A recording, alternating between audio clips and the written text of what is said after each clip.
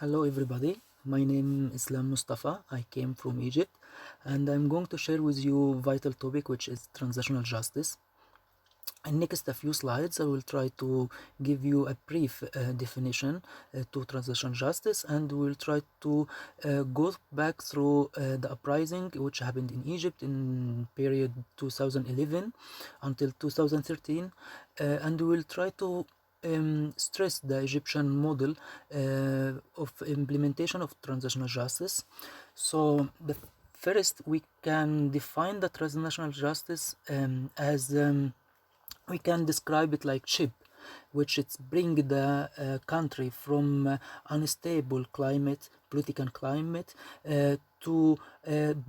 to the stability, and to re-establish the country based on rule of law, based on democracy, liberty, to good living standards, actually the basic needs for the human rights, fundamental rights. The transitional justice, we can shape it as a mechanism which it's not only one process, it's actually not rigid principles or rules or steps we can follow to reach to to complete the implementation of transitional justice. No, actually it's the transitional justice, it has many forms, many mechanisms, maybe depend from society to society, maybe depend from the activities or the type of movements which lead to implementation or to claim to implement the transitional justice. So we can find in the definition of transitional justice that it's not a special form of justice, but it's transforming the period of pervasive human rights abuse to reestablish or to reconstruct the country, to build a new country based on rule of law, democracy, to give a chance and a better future for next generations. So I was among millions of people in Egypt claiming for this concept, transitional justice, and we didn't study it, or we didn't mean the academic meaning of the transitional justice. We can uh, try to claim the general principles of the transitional justice, like freedom, like liberty, justice, good living standards, better future. So what made Egyptians to go to streets to claim for this mechanism, transitional justice? So we can go back through the main target for protesters, which is he was the leader of the country, Muhammad Hosni Mubarak. He was the president. Actually, he stayed in the power for 30 years, a very long period for one president. He was president from 1981 until 2011. Actually, he had. We will not go deep about the internal political affairs of Egypt, but we will. I just want to tell you a brief tip about his history.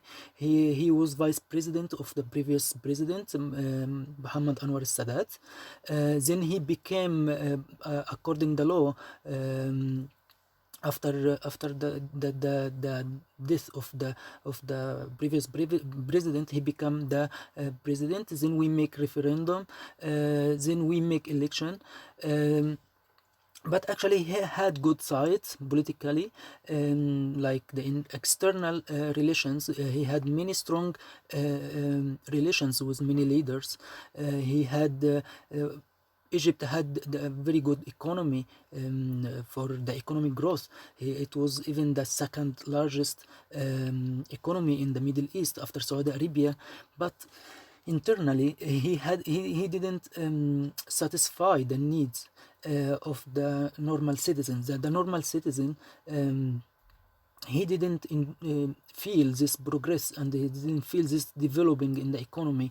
So as I mentioned, that he has policy, Muhammad Hosni Mubarak policies, it was good externally, but internal he failed to fulfill all the needs and the basic needs for the whole society. Um, Okay, then we have this in image that most of Egyptians get out to streets. So we found that midtown of Cairo, which is Tahrir Square, which it was the symbol for this revolution. Here we found millions claiming for a change, for political change, to get out this dictator, which he was enjoying during all 30 years of power alone, individually. He didn't give a chance to anybody to participate or to compete in the elections, presidential elections. So we found that this image, last image, this description of it, that the protesters even they get out to claim they get out in peaceful way to say no. We need to change. We need to reestablish country based on rule of law, not based on one person, but it's like it's following after the Tunisians uprisings, as it is as it was also in Egypt peaceful. Not like in Libya, we can find that to get out Gaddafi from the power, it was kind of difficult, and we find that lead to civil war between many military groups in Libya. No, in Egypt it was different. It was a little bit peaceful. There was victims from two sides. Of course, Mohammed Hosni Mubarak, he used the security sector as a tool to prevent the protests all over Egypt and to stay more in power. Um, so we managed after 18 days to get rid of this leader.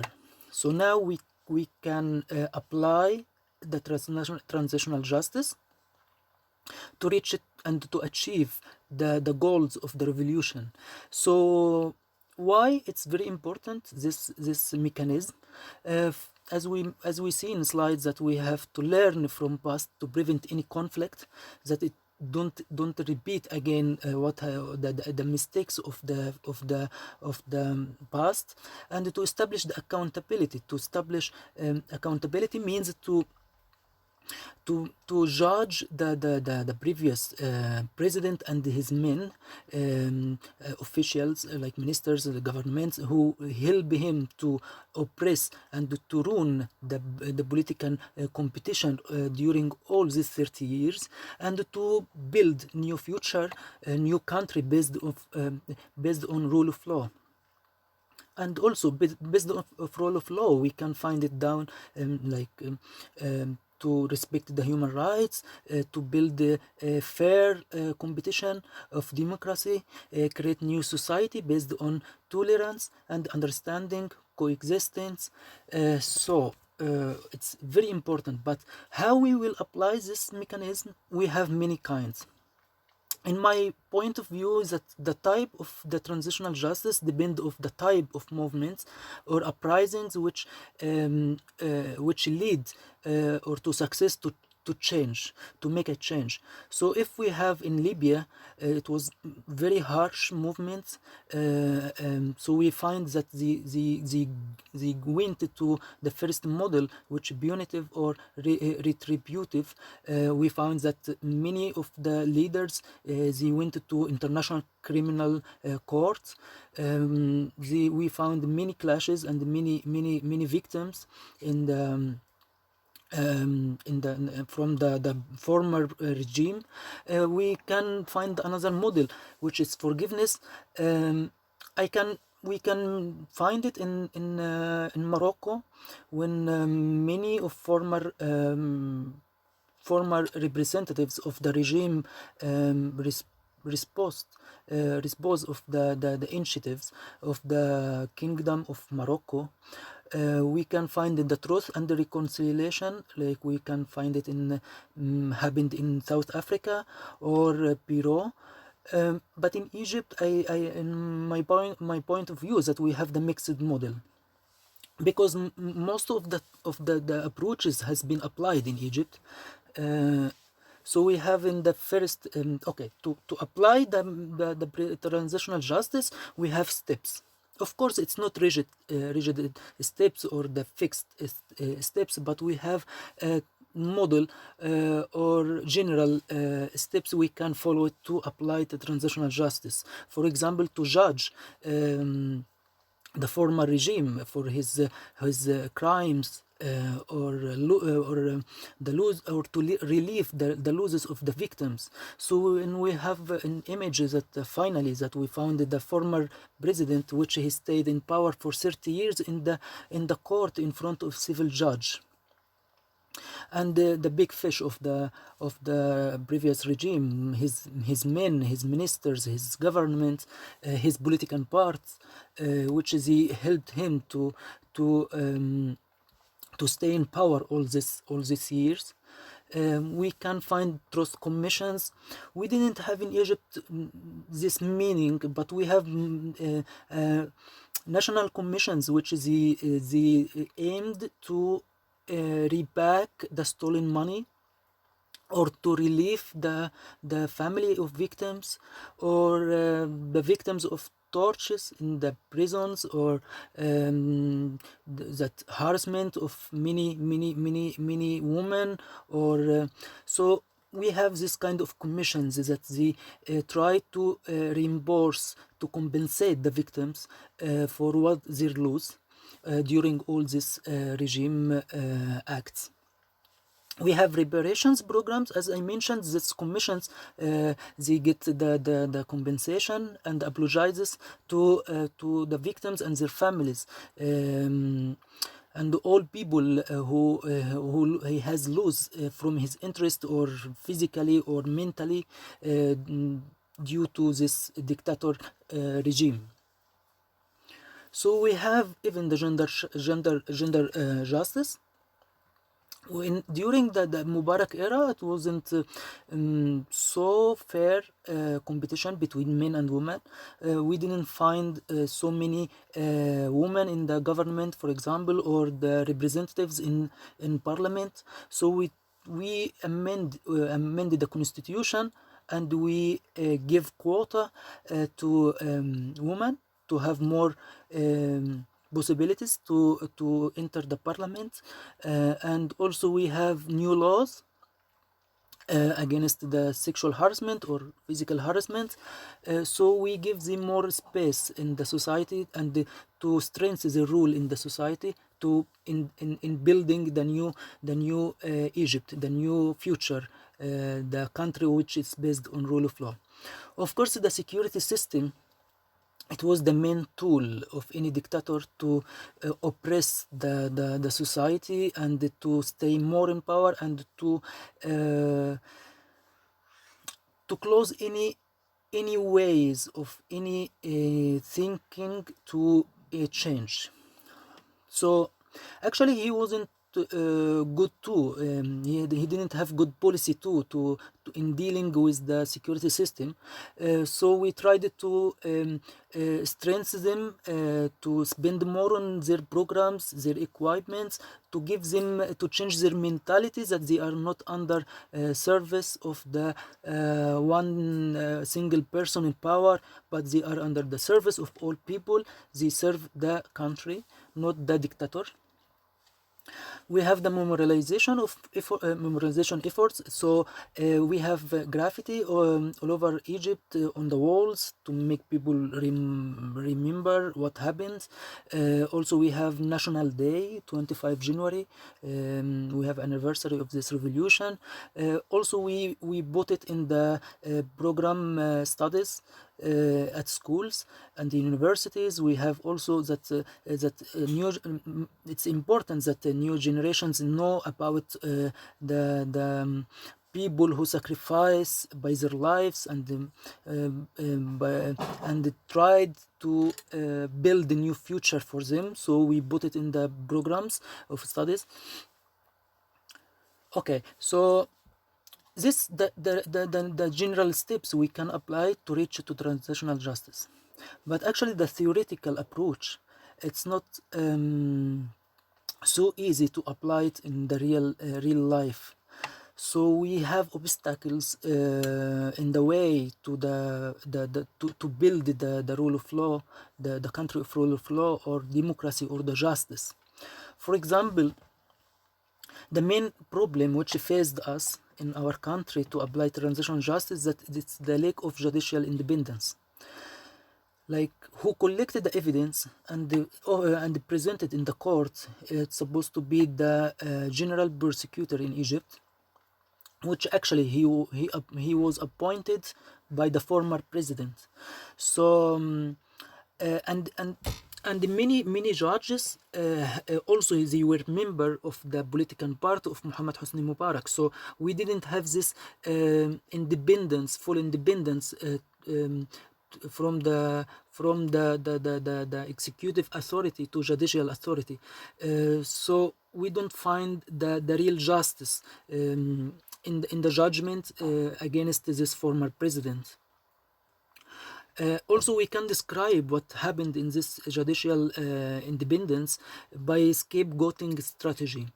Like, we felt it that all this like kind of play, it's not real. It's just for relieving and calm down the streets, the public opinion, and try to they are doing what you want, to just to pretend that it's what the protesters want. So we are now judging the former president, but actually we have in Egypt concept like of the deep state. This deep state, it's not only the official, the big officials, the big fish of the former regime, but also we have not only thousands, we have like millions of persons creating deep state. Their interest relate to this former regime and try to get back and to reborn the former regime, because their interest and their lives relate to this regime. So we can describe what happened for the judgment on against this former regime, like it's scapegoating strategy. We can put the big fish in the court just to show that we made what the public opinion want.